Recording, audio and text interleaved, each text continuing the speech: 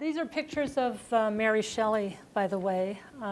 She was 18 years old when she wrote Frankenstein.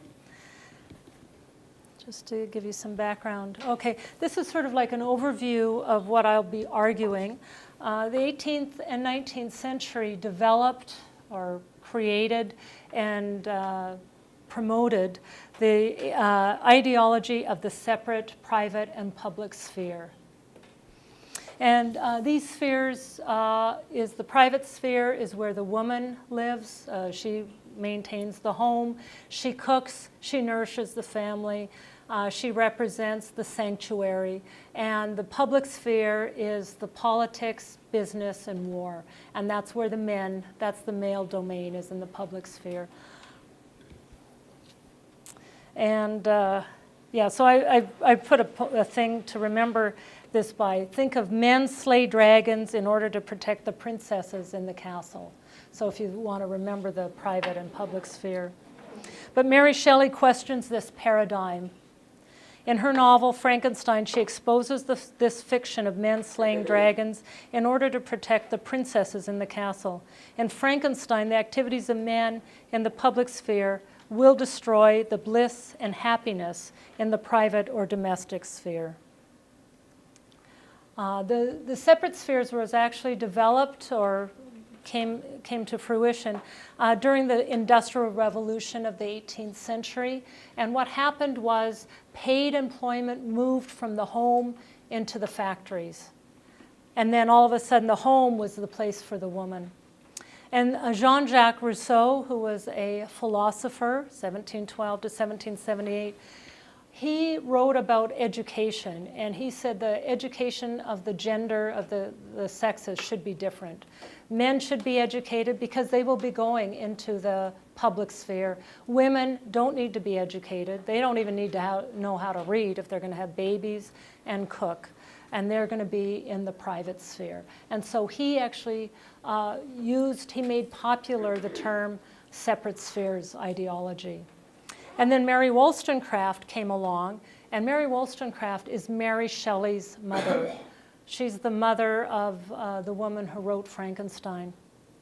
And she wrote about education, and she said education of both genders should be equal. They should not be separate. There should not be separate spheres at all. And so the one way to think of Jean-Jacques Rousseau is he sees the separate spheres as natural. This is something that it's biological. It's a natural phenomenon. They should be separate. Whereas Mary Wollstonecraft says that it is a social construction, that the separate spheres is not natural, it's socially constructed. I'm going to talk about, we're going to be looking at a lot of quotes from Frankenstein over the course of this presentation, and I just want to give you some of the language that is being used. So the private sphere, there's a lot of language with nature, flowers, sun, happiness, that kind of stuff, love, affection, family. And the public sphere is science, business, politics, war, and the individual. If you look at this language, and if you're aware of some of the movements at the time, this is very much, the private sphere definitely comes out of the Romantic period. So the Romantic period emphasized nature, emphasizes affection, love, emotions. And actually the science, business, politics, and war is more of the Enlightenment period. And this is a picture. You cannot see it, but this is Mary Wollstonecraft. That was her tombstone. And if you read any biographies of Mary Shelley, she used to sit on her mother's grave and read The Vindication of the Rights of Women. So she was very much aware of this. Okay, so with this whole ideology of the separate spheres, and it seemed to be more firmed up as the century went along. If women could not leave the home, they would instead celebrate it. They'd idealize the family and, in fact, create the cult of the home. Women writers referred to this as domestic affections. And one of the writers that emphasized the domestic affection was Felicia Hemans. And she was a romantic writer, and for her, the home was everything. And this is one way where women sort of kind of got around sexism, because they said, okay, if you're going to relegate us to the home, we're going to make the home a pretty neat place to be. So you can see with, you may not be able to see it from that far away, but she emphasizes the home. So this poem called The Domestic Affections that she published in 1812, it's about people going to war, men going off to war and dying and things like that. But as they're dying, they think of home. They think of the memory of the blue skies and flowers and living streams far off. So home is where pure affection grows. And so you can see some of that quotes from some of her poems. So then I'm going to look at the domestic affections in Frankenstein. And Mary Shelley emphasizes that. And she talks about the political importance of the domestic affection. So the domestic affection comes out of the private sphere. And she's saying, if no man allowed any pursuit whatsoever to interview with tranquility of his domestic affections, Greece had not been enslaved, Caesar would have spared his country, America would have been discovered more gradually, and the empires of Mexico and Peru had not been destroyed. And that's actually straight out of Frankenstein. So in Frankenstein, Mary Shelley argues that what men do outside the home, in the business and the public sphere, will eventually destroy the home. In other words, men's business will eventually become women's suffering. The home is no protection for the woman. It's not where the princesses are enclosed in the castle. And Shelley seems to be saying that this artificial boundary between the sexes is no protection at all. And I'm going to look at this I see this as a domestic drama. Frankenstein is a domestic drama. We have our public sphere. We have our Victor Frankenstein, and we have our Robert Walton. Both of them want to go out into the public sphere. They want to gain glory. And then in the private sphere, or the domestic affections, the home, we have Elizabeth Lavenza, Henry Clerval, William Frankenstein, who is the youngest brother, and Justine Moritz, who is sort of like a nanny to William. Now, what do you guys, how many people read Frankenstein, the novel? Students over there, no? Zoe? Yeah, all right, I'm waiting there. I just caught red-handed. Okay, well, what do you guys already read the novel. Okay, but for the students, and only one student has read it? Zoe, so what do you notice between the public sphere and the private sphere? What happens to the people in the private sphere?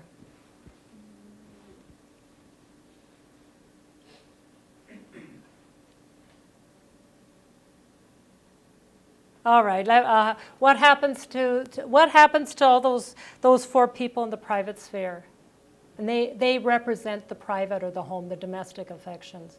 What happens to them by the end of the novel? Well, it doesn't go well for them. It does not go well for them, no. They're dead, all of them. All of them are dead. So anyways, I'm going to go through Victor Frankenstein and show how he represents that public sphere. And I'll go through them. These are quotes from the novel. And I'm using the, let's see here, if you are familiar with this. This is the one for the One Book, One College, and I'm using the 1818 version. So this is Victor. He says, I had often, when at home, thought it hard to remain during my youth cooped up in one place, and had longed to enter the world and take my station among other human beings. Definitely, the home is not his sanctuary. He wants to leave it. And the reason why is because he's looking for glory for himself.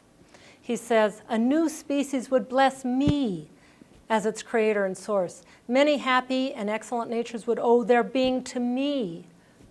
Notice how he's just focused on himself. And what glory would attend the discovery if I could banish diseases from the human frame and render men invulnerable to any but a violent death. So it's all about Victor. And then Robert Walton also, he's off to find the Northwest Passage, And he even writes to his sister, Margaret, and he says, "You cannot contest the inestimable benefit which I shall confer on all mankind to the last generation." And even his English lieutenant on his ship, he likes him because he's desirous of glory. So these men are going to go outside of the home, and they're going to be doing amazing things. Now, Elizabeth Lavenza, she represents the home. She represents the domestic affections. And this is a description of her. "She endeavored to renew the spirit of cheerfulness in our little society. She determined to fulfill her duties with the greatest exactness, and she felt that most imperious duty of rendering her uncle and cousins happy had devolved upon her after the death of her aunt." So notice, she's not looking to find aggrandizement for herself. She's not looking for glory for herself. She's thinking, how can I render happiness to other people? And we see this with also Henry Clerval. Notice his language, too. He values the Orientalists whose writings about life consists of, and this is a quote, "a warm sun and garden of roses." So when he's helping, notice he's helping Victor Frankenstein convalesce after Victor Frankenstein has this terrible fever. And it's Henry Clerval who helps make him better again. He soothes him and nourishes him. And Clerval also teaches Frankenstein, quote, "to love the aspect of nature and the cheerful faces of children." So again, Henry Clerval, even though he's male, he still can represent the domestic affections. I gotta get my...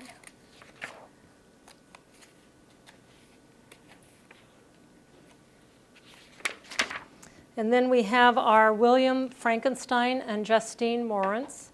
And they've got two little quotes, but basically when they're described as smiling. They're rosy with health. And also William Frankenstein, instead of playing with the boys and, I don't know, tearing wings off of flies or something, he has his two little wives. So again, he's representing the domestic sphere. And Justine, again, she also represents the domestic affections. She nurses Madame Frankenstein with the greatest affection and care, and she also cared for her mother and for William like a most affectionate mother. So again, the reference is to the domestic. And now we have the creature. So this is the last character, dramatis persona. He yearns for domesticity. That's all he's ever wanted. He wants a family. But he's also a product of the masculine public sphere, so he's a little bit more complicated. He represents what Frankenstein has created. He's that public sphere, but he also represents the domestic sphere. He lives in a little hovel off of the de Lacy's house, and all he wants is a family and a wife. Now, the first two chapters of the novel represent domestic bliss. That's all we have. And this is the Victor Frankenstein's narrative when we have start with chapter 1. Victor Frankenstein describes his father as one of many male Frankensteins who, quote, had filled several public situations with honor and reputation. However, once the senior Frankenstein becomes a husband and father, quote, he found his time so occupied by the duties of his new situation that he relinquished many of his public employments and devoted himself to the education of his children. So Frankenstein Sr. is going to be in the domestic sphere. And Victor does not inherit his father's propensity for the domestic sphere. And in fact, when he does have his son, his creation, the creature, he doesn't educate him at all, whereas his father does. So we have that nice stark contrast. In this domestic sphere, Victor Frankenstein seems to belittle Elizabeth and her contributions to the home. And I had to put this in because it irks me. He describes her as a summer insect and claims to dote on her as I should on a favorite animal. I don't know about you guys, but that does not sound like a lover to me, saying a summer insect. And favorite animal. He promises his dying mother that he will fulfill his duty and marry Elizabeth. Yet he puts the wedding off 8 years. 6 years in Ingolstadt, Germany, and 2 years in Scotland. Clearly, Victor values his contributions to the public sphere far more than the domestic sphere. And then the dangers of the public sphere. And even Victor admits this. Despite his self-pity, Victor does admit that he is the true murderer, the monster and the cause of this. And he says it throughout the novel. He also admits that it is his public activity that has exposed his family, quote, to the malice of the fiend whom I had let loose among them. Mary Shelley herself, I view as speaking through the educated Elizabeth. Elizabeth Lavenza is very educated. In fact, she was educated with Victor Frankenstein. She learns Latin and Greek. Ironically, Elizabeth tells Victor that she knows, quote, the murderer escapes. He walks about the world free and perhaps respected, end quote. Moreover, perhaps it's Shelley who destroys the illusion of the separate spheres when she has Elizabeth explain that, quote, misery has come home, and men appear to me as monsters, thirsting for each other's blood, end quote. However, she does not suspect Victor, telling him to, quote, be calm, my dear Victor. I would sacrifice my life to your peace. We sure shall be happy, quiet in our native country, and not mingling in the world. What can disturb our tranquility? Again, notice the language of the private sphere. We'll have our own little community. We won't mingle in the world, in the public sphere. And she tells him to be calm. And I've got another thing, and it says, be calm, and it's on page 90. Who do you think says that to Victor? Just guessing. The creature. The creature tells him to be calm when Victor gets all excited, and he says, be calm. And he says very similar language that Elizabeth gives. So I thought that was quite significant, because I think the monster does represent, in a weird way, because he is the product of the public sphere, but I think he does represent that private sphere as well. And then we have Elizabeth and Victor. Elizabeth, as a woman in the private sphere, she shouldn't be going out in the public sphere at all, but she does. And it's because she has to represent Justine Moritz, who is she's being tried for the murder of little William. She's innocent. Victor knows she's innocent. And, but Elizabeth stands up in court.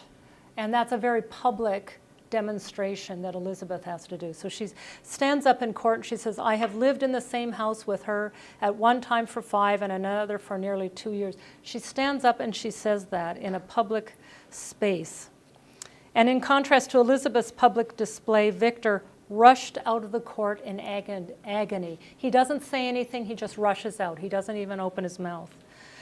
And then later on, Victor claims in a self-centered display that, quote, now remember, this woman is on trial for her life, and of course she's been found guilty, and so they're going to execute her. And she's innocent. She doesn't know who killed William, but she's going to be executed. And this is what Victor says. He says, the tortures of the accused, this innocent woman, did not equal mine. She was sustained by innocence. The fangs of remorse tore my bosom and would not forego their hold. So here he was saying, she's suffering, but oh, I'm really suffering. He says, I'm more suffering than she does. And then we have the creature's education, and it represents those public and private spheres. If we look at the books that he reads The Sorrows of Werther, a German book. He learns of the gentle and domestic manners in that book. And he also, and this corresponds with the domestic affections that he sees in his cottagers. So he sees how they react with each other, and he reads this book and he says, this is what I'm seeing with the cottagers. This is what I want. And then from Plutarch's Lives, he reads that. He reads of men concerned in public affairs governing or massacring their species. So he doesn't care for that at all. So even the creature's education emphasizes that separate spheres. And then the creature asks for a partner. He asks for a female companion so that he can have his own domestic affections, his own domestic sphere. He says, "No Eve soothed my sorrows or shared my thoughts." He explains that if I have no ties and no affections, hatred and vice must be my portion. The love of another will destroy the cause of my crimes. So if he says, give me a female companion, and I won't be killing people because I'll be happy. It's that domestic sphere. And Victor's father sees the distress in his son, and he says to his son, you need to marry. So here we have both the creature and Victor Frankenstein's father saying the same thing. You need to marry, you need to settle down, you need to have a wife. And he says, as the tie of our domestic comfort if he marries Elizabeth. And his father sees any delay to his son's marriage as a delay in happiness and domestic calm. So again, that language emphasizing the domestic sphere with marriage. And then Victor tells Walton, so he's telling Walton this whole story. And soon after that he said, an immediate union with my cousin was one of horror and dismay. Again, he wants to be in that public sphere. And he also says that, and he has to go to Scotland to create another horribly looking creature, female creature. He's going to do that in Scotland. But at the same time, he joyfully says, I was delighted with the idea of spending a year or two in change of scene and variety of occupation in absence of my family. Well, how do you think Elizabeth's going to feel about this? But she does. She approves of his reasons. And this is a quote. It says, Elizabeth approved of the reasons of my departure and only regretted that she had not the same opportunities of enlarging her experience and cultivating her understanding. So again, I sometimes feel that Mary Shelley is speaking through the voice of Elizabeth. Okay, so the fact that it has been 8 years since they've been engaged, and he still wants to leave the home, causes Elizabeth to write to Victor. He's now in Scotland. She writes to him, and she says, I think you really don't want to marry me. It's been kind of 8 years, so I am going to free you of your obligation. You don't have to marry me. You're free to do whatever you want. She is willing to sacrifice her own happiness for Victor's. She said, although this will, break my heart, I'd rather break my own heart than have you sad. This is what women do in the domestic sphere. Because of Victor Frankenstein escaped from the domestic affections and his secret desire not to be wedded to Elizabeth, it's not surprising that Frankenstein does not want to create that female monster, the female companion for his creature. And with his decision to destroy the female companion, the female creation, he essentially destroys Elizabeth. Soon after, the creature murders Elizabeth on her wedding night in her bedroom. How much domestic can you get? I mean, that is in the bedroom. Just as with William, Justine, and Henry Clerval, the murder of Elizabeth is on Victor's hands. He seems to admit that the crimes belong to him. As he says after reading Elizabeth's letter, the apple was already eaten. But it wasn't eaten by the woman, it was eaten by the man, by Victor. And now I'm coming to the creature. And this is sort of a sad part. I think this is the saddest part of the novel for me anyways. When the creature helps Victor to pursue him through the barren deserts of the Arctic. For the creature, it's better to have someone hate him than having no one at all. So he figures Victor will chase him if he hates him enough. While Frankenstein chases his creation, the creature ensures he is nourished and fed. And there's a couple of pages of that. And it's interesting, too. He leaves him food and nourishment, and that's a very feminine type of thing. It's what women do in the domestic world, the domestic sphere. They feed families, and they make sure that people survive. And he also leaves scoffing messages in the hopes that Victor will continue the chase. Except for the final word from Robert Walton, most of the end of the novel belongs to the creature. And I've quoted this because I think it's got the language of the domestic. I desired love and fellowship, I shall no longer see the sun or stars, or feel the winds play on my cheek. Light, feeling, and sense will pass away, and in this condition must I find my happiness. Some years ago, when the images which this world affords first opened upon me, when I felt the cheering warmth of summer and heard the rustling of the leaves and the chirping of the birds, and these were all to me, I should have wept to die. Now it is my only consolation. So he's going off, and now that Victor Frankenstein has passed away, he's just worn out. The monster will kill himself. And then this brings me finally, the final one, to the frame story. In Frankenstein, Robert Walton has listened sympathetically to the last words spoken by the creature. He has shown that he learned from Victor Frankenstein's mistakes, because obviously going out in the public sphere is not the best thing for your family. He does not kill the creature. That's what Victor Frankenstein wanted him to do. He said, promise me you will kill this creature. He doesn't. He does not kill the creature, and he will return to his sister, Margaret Walton Saville, in England. And I'm using her full name, Margaret Walton Saville, because it's the same initials as Mary Wollstonecraft Shelley. And for Walton, the domestic affections are far stronger than the glory of discovering the Northwest Passage. And so he says at the final thing, I cannot lead them unwittingly to danger, and I must return. Basically, he's returning home. And that's it. Thank you.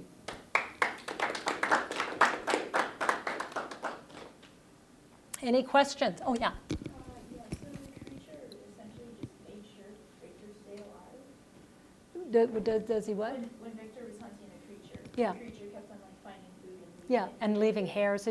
He'd leave messages. And in fact, it's interesting in the novel, Victor refers to it as his guiding spirit. Well, I think that he refers to, and he doesn't know it's the monster that's doing this. He says, well, here's a page. He says, this is Victor saying this, a repast was prepared for me in the desert. They restored and inspirited me. And then, he says, my guiding spirit for conducting me in safety to the place where I hoped. So the creature is always guiding him and helping him survive. So, why does he do that? Why does the monster do that? Because if he doesn't have Victor Frankenstein, he has no one. So it's better to have somebody hate him. That's why I find it so sad. That's how desperate the creature is. It's better to have somebody hate him than have nobody in the world at all. Nobody knows he exists. Nobody cares for him. Nobody loves him. He has no family. And it's better to have somebody hate him. Isn't that sad? That, to me, I find that incredibly sad. So. Did the book ever say what happens to the creature? Yeah, he says he's going to go and burn himself. He's going to build a funeral, like a thing of flames, and he's going to burn himself. So there won't be any evidence of him ever again. And he says at the very, he said, I'm now off. I will kill. There's no point for him to live, right? The only person, he was living for Victor Frankenstein. And Victor Frankenstein hated him. Yeah. So, but he says now that, and he's very sad. He looks over his body. He says, oh my God, he's died. You know, I wanted him to live so he could hate me. And that was the only thing. He says, now I have nothing to live for. Which is pretty depressing, if you ask me. But that's what Shelley is saying. Is she's saying that, you know, it's this is what the public sphere will do if you don't focus on the domestic affections. And Victor Frankenstein never learns that. Yeah. Does this novel ever raise the consciousness of any community in terms of a discussion about public and private sphere in relation to gender? Like for instance, we can have Henry Clerval in the domestic sphere.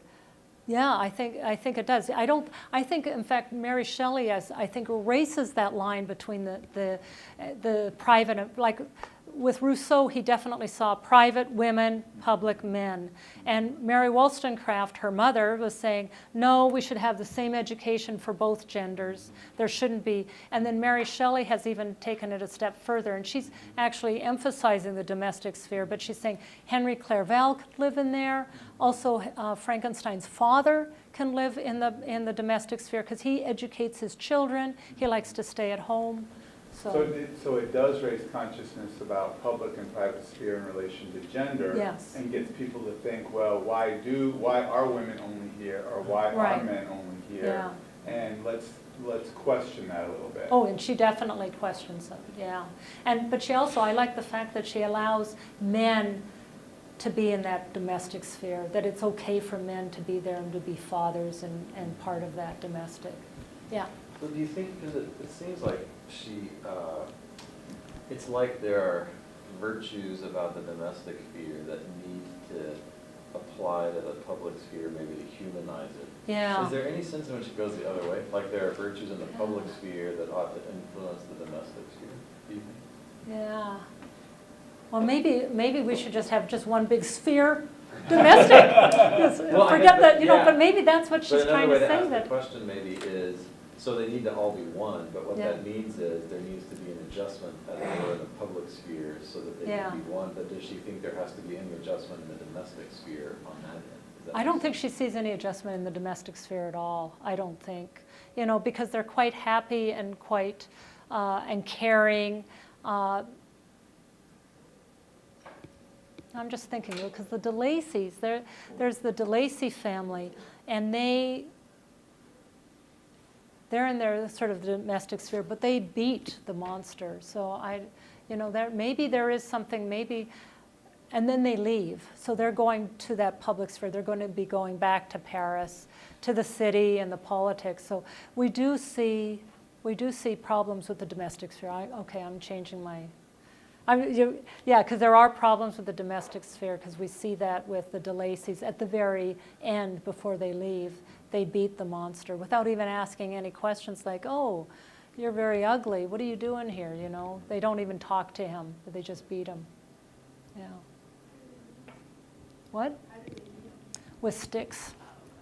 Yeah, so the DeLacy's, it's Felix. Felix beats the monster. Now the monster talks to Felix's father. The father is blind and he can't see, so he doesn't know how ugly the monster is. And so he talks to the monster and he says, well, you sound like you're very educated.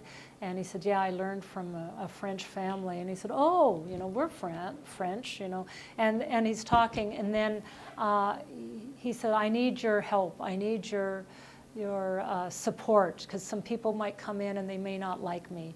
And then the Felix comes in and he sees this 8-foot tall monster with the black hair and the stitched up face, and then Agnes and Sapphi, the two women, faint or flee, and then he beats them. Felix beats the monster, and he doesn't react. He doesn't beat back. He just lets them beat him, and then he runs out, and that was his last chance. And then after that, he becomes. Oh, there's one more chance. There's a little girl who drowns, she's drowning in a stream, and he picks her up and saves her life, and then somebody shoots him with a gun. So here he's trying to help people. He's trying to, the little girl, he's trying to help her, and then he gets shot by a boy. So I guess there is something to be said about that. They have to learn. And maybe the DeLacy's have to learn as well. So. We have that same thing going on today with the African-American security guard who was chasing the bad guy in the mall, and the police shot and killed the security guy, thinking that he was the criminal.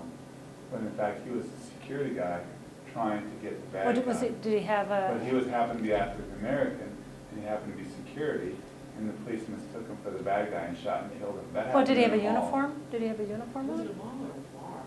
I thought it was it a bar in Chicago? I don't remember the situation. I just know that here was a good guy Yeah. who was in the pursuit of a bad Yeah. guy getting shot and killed, and he was Yeah. African American, shot by a white officer. Yeah. I mean, was he in uniform or what? I think so, I thought he had something that indicated it, and the other people in the bar were like, yeah, they were trying to stop it or something, this is, I mean, I don't remember all the Even if he details. wasn't wearing a uniform, I still kind of makes you question why they didn't stop and ask, like, at least trying to ask questions or at least trying to evaluate the Yeah. situation, you know? There's the It's second one. because they would have stopped for even 5 Right. seconds and just listened, they would have heard something near them, they'll know he's a policeman. And they would have instantly turned the other way and shot that guy, not the policeman. But even when, this is off the topic, but there was that one social worker, and he was trying to calm down a very distraught kid, and he came out and he said, and there was police there, and it was a tense situation, and he said, I'm a social worker, don't shoot me, and he had his hands out like this, there's a video. He said, don't shoot me, and they shot him in the leg. And he said, why'd you shoot me? Why? So it doesn't even matter. They'll still shoot, even when you're saying, hands up, I'm a social worker. I'm going to help him. And this kid was, walking and. Well, that's the same with the guy in Minneapolis who was in the car. Yeah. And he's a black man again, and he said to the officer, I do have a gun on me, and he had his hands like this. He said, I have a registered weapon. I have a registered weapon. He was legal to carry it. And the guy still shot him point blank. Well, no, he asked him for his ID. He said, get your ID. He said, okay, I'm going to reach down. It's in my glove compartment. And he said, I just also want you to know that I have a registered weapon. I have permission to have a registered weapon. And as he was reaching for the guy, killed him. Even though they say I'm, sort of like it's like the monster saying, I don't look very nice and people won't like me. And so, yeah.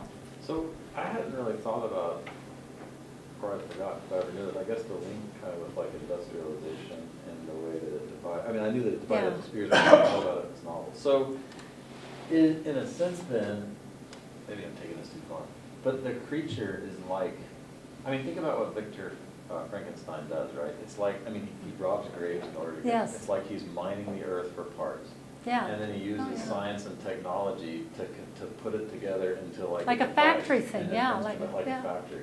And then, of course, this thing then goes on to ruin all kinds of domestic things. So, I mean, it raises the question, both in the novel, but just even for our own reflection, I guess.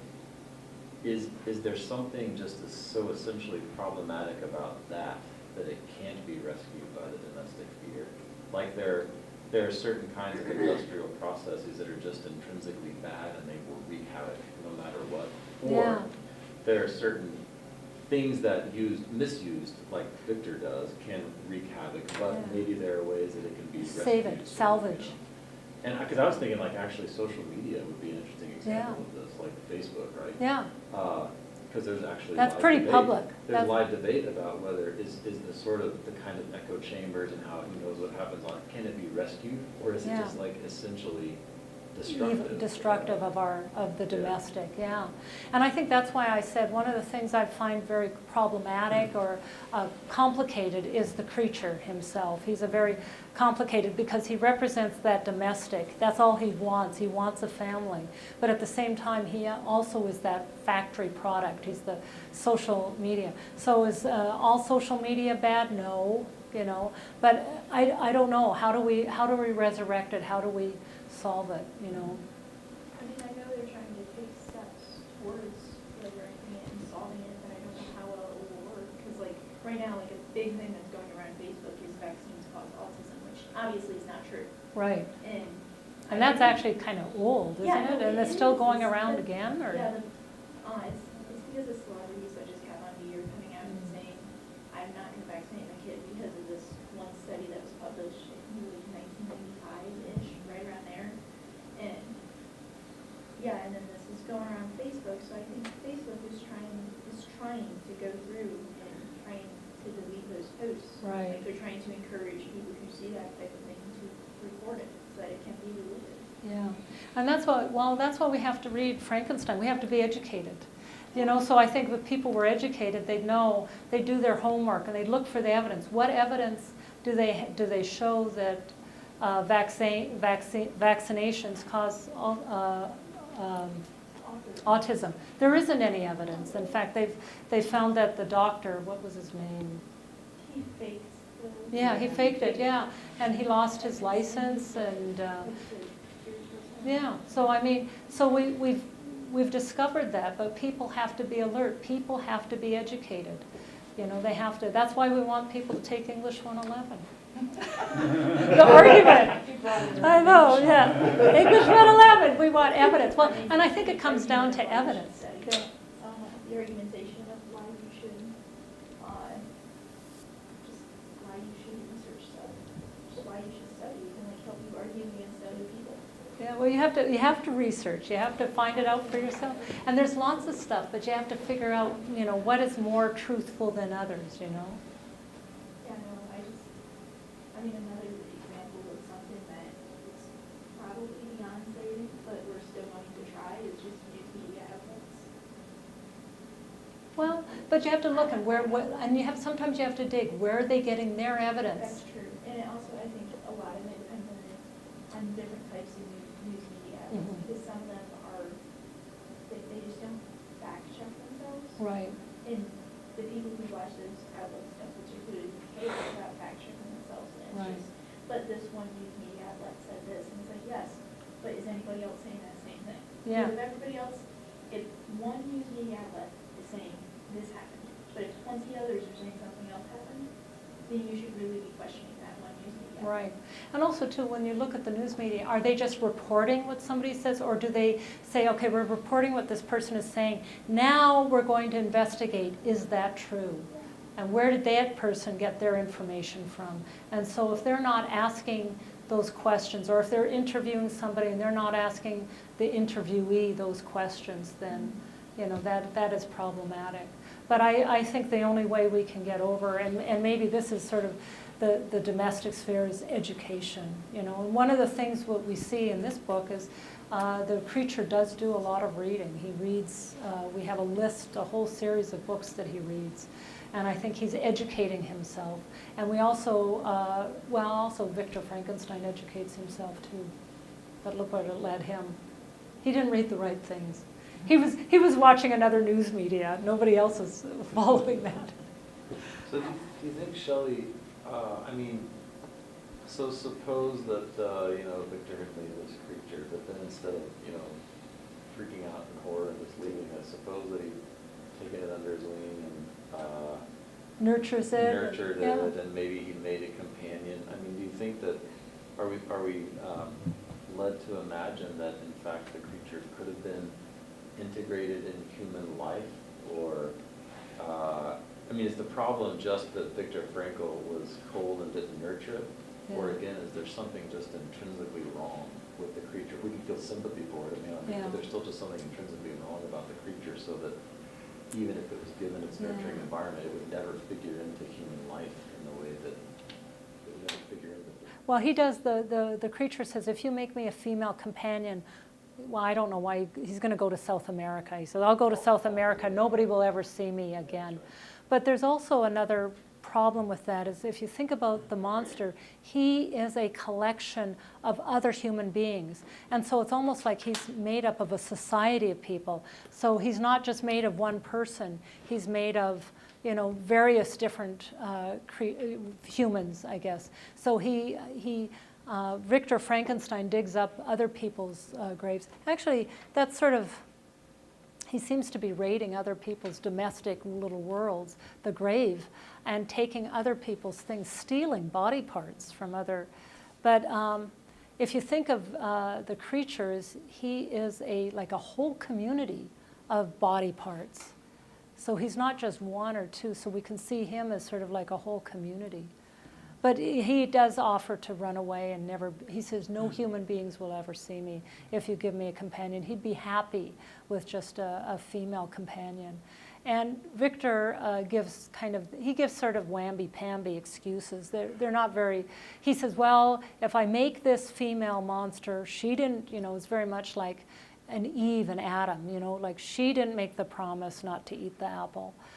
So what if she doesn't like her the creature? What if she decides to turn her back on him and go to the much more, he says, the much more handsome human? And then he also says, what if he doesn't use the word rape, but it's indicated that what if she rapes men, which I found kind of interesting too, that, it's all right the other way around, but, heaven help us if a woman rapes a man. But that, I think, is Shelley breaking down that barriers between the different spheres. So any other questions? All right, thank you very much.